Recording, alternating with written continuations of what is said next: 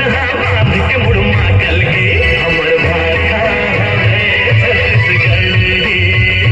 बड़ बोली को वो गुटिया वो छत्तीसगढ़ ही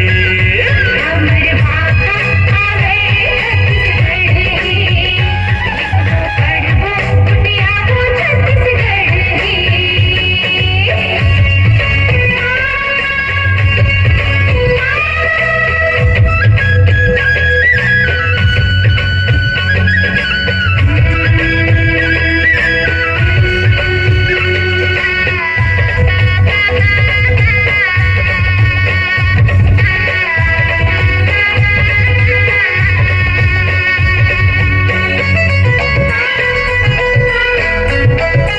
धान के कटोरा कहते मोर छत्तीसगढ़ ला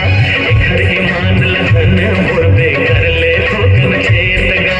लहू पसीना एक कर देते भूखला सबके मिटाए बर ऐसे किसन हाँ बेटा हवे मोर छत्तीसगढ़ माँ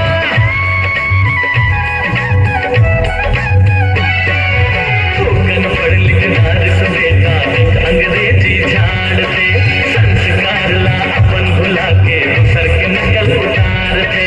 सबो अपन राज के देख जगमा झंडा गाड़ते महतारी के नाव करे पर शर्म कबर तुल लागते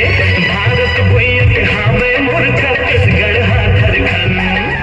एकरे बड़े अब जीवो मरबो तबे तो संगी बनी हमर भाखा हवे छत्तीसगढ़ ही बड़ बोली को वो गुटिया वो छत्तीसगढ़ ही छत्तीसगढ़िया बेटा हवे हावे जे घर गुमान रे माटी मोर महतारी ओकर बेटा मैं हूँ किसान रे जे घर कोरम खेलन कूदन काटन रात बिहान रे आगे लागल छूट के बेड़ा चलना चली नितान रे दुनिया भर में फहरावो छत्तीसगढ़ के हम परचम जन्मभूमि के रक्षा करबो तभी तो जिंदगी तरही हमर भाखा हवे छत्तीसगढ़ ही बड़ बोली को वो गुटिया वो छत्तीसगढ़ ही